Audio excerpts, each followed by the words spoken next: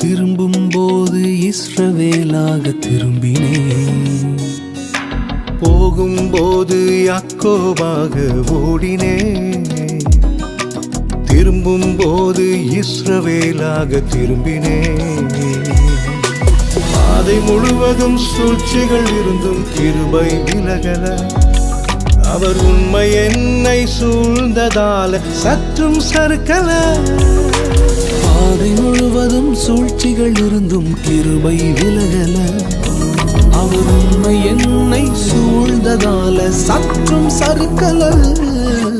உண்மை அது அவர் நாமம், உண்மை அவர் அடையாளம், உண்மை அவர் ஆதாரம், சேவைகளும் கர்த்தர்.